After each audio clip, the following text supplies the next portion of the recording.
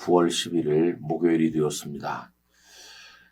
오늘 말씀 산책은 사무엘하 6장 14절입니다. 다윗이 여호와 앞에서 힘을 다하여 춤을 추는데 그때 다윗이 베에봇을 입었더라. 아멘. 다윗은 정말 하나님을 사랑했습니다. 하나님께서 자신을 목동의 자리에서 높여서 왕이 되게 하신 것에 감격하였습니다. 또 두로왕 히람이 자신을 위해서 궁궐을 지어주어서 아주 평안하고 안락한 곳에서 지나면서 하나님 앞에 감사했습니다. 그러면서 늘 하나님을 생각했습니다. 하나님의 은혜에 어떻게 보답해야 될까? 그래서 그는 하나님의 언약궤를 다윗성에 모셔와야 되겠다는 생각을 하게 되었습니다.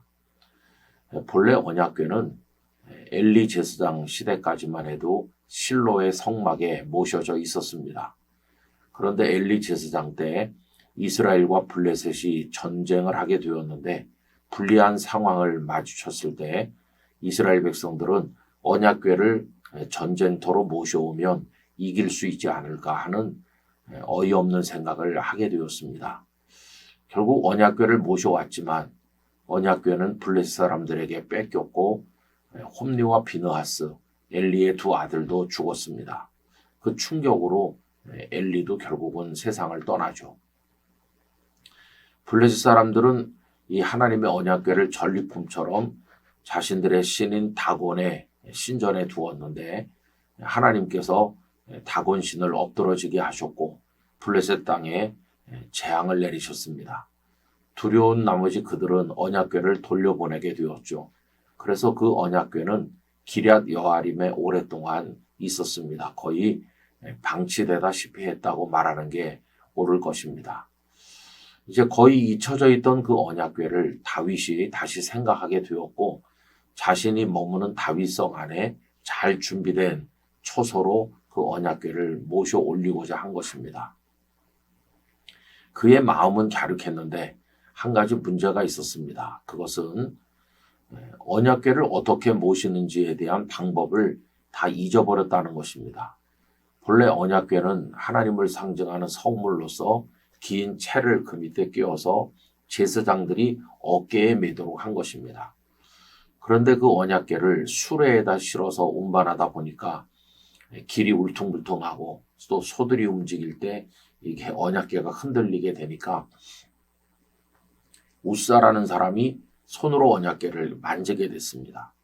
거룩한 물건을 더러운 인간의 손으로 만지는 것에 대해서 하나님께서 진노하셨고 우사가 죽었습니다.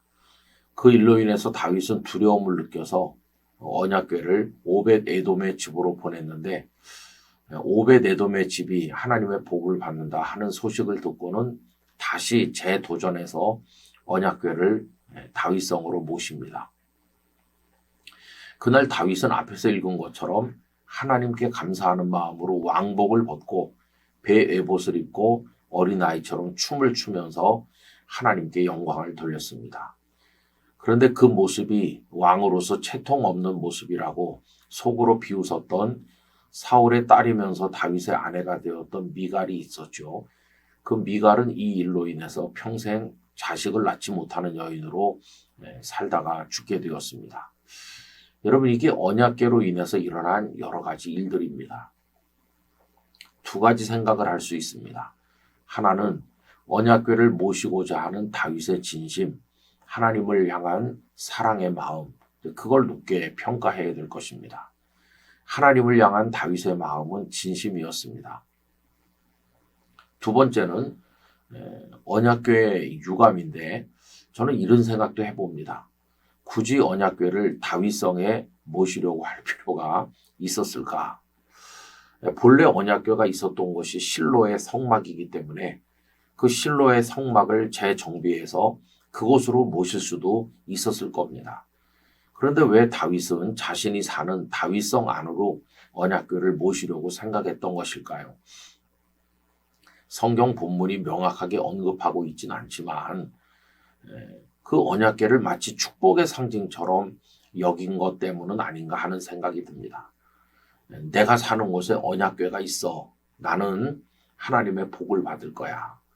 여러분, 이런 생각이 극단화되면은 마치 사람이 십자가를 벽에 걸고 십자가가 평안을 주는 것처럼 생각하는 것과 마찬가지입니다. 여러분, 하나님께서 복을 주시고 평강을 주시는 거지 그 나무로 깎아 만든 십자가가 복을 주는 게 아니잖아요. 하나님께서 복을 주시는 거지 그 언약궤라고 하는 그것이 복을 주는 건 아니거든요. 언약궤는 하나님을 상징하긴 하지만 언약궤가 하나님인 것은 아니지 않습니까? 그런데 다윗은 언약궤를 모셔오고자 했는데 그 마음은 언약궤를 전쟁터에 모셔가면 승리할 거라고 생각했던 백성들의 마음과 비슷한 면이 있어요.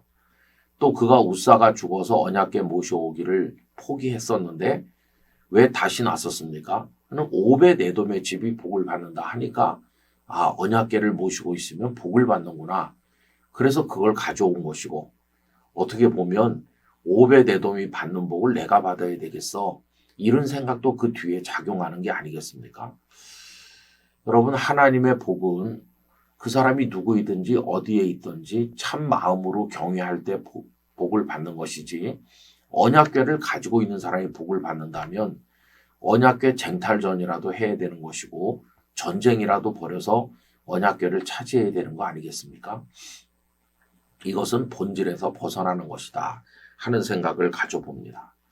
그래서 저는 만약에 다윗이 언약궤를 모셔올 생각을 하지 않고 실로에다 그냥 잘 모시고 마음으로만 하나님을 잘 경외했어도 그는 복을 받았을 거다 하는 생각을 가져보는 거죠. 오늘 우리가 신앙생활할 때 어떤 교회들은 성전을 예배당을 짓기도 하고 어떤 교회들은 뭐 이런저런 헌신을 하기도 하는데 그 헌신이 복은 아니에요. 하나님이 복이신 거죠. 내가 뭘 했기 때문에 복을 받는다던가 우리가 예배당을 지었기 때문에 복을 받는다 이렇게 생각하는 것은 예배당 건물을 우상처럼 생각하는 것입니다. 아무리 예배당 건물을 잘 지었다 해도 마음이 하나님께 없다면은 그건 복이 아닐 것입니다. 비록 초가삼간에서 예배를 드려도 빈 들판에서 기도해도 그 마음이 진정한 것이라면 하나님은 복을 주실 것이기 때문입니다. 그래서 우리는 언제나 어떤 신앙적 행위를 하고 무엇을 하든지 우리 속의 마음이 얼마나 하나님 앞에 진정한 것인가 이걸 늘 생각해야만 될 것입니다. 저는 언약궤를 다윗성에 모시지 않아도 다윗의 그 마음만으로도 하나님의 복을 받았을 것이다. 이렇게 생각을 하면서 오늘 우리들의 중심을 돌아보고 하나님을 향한 우리 마음이 어떠한지를 생각하는 것이 옳겠다. 이렇게 말씀드리는 것입니다. 오늘도 참 마음으로 하나님을 섬기는 우리들이 되기를 간절히 기원합니다. 거룩하신 아버지 하나님, 하나님께서 원하시는 것은 저희들의 진정한 하나님 사랑의 마음임을 깨닫게 하여 주시고 어떤 종교적 행위와 의식이 마치 복의 조건인 듯이 생각하는 마음을 내려놓게 하시며 온전히 하나님만을 높이는 참 사랑의 마음을 가지게 하여 주옵소서. 예수님의 이름으로 기도하옵나이다. 아멘.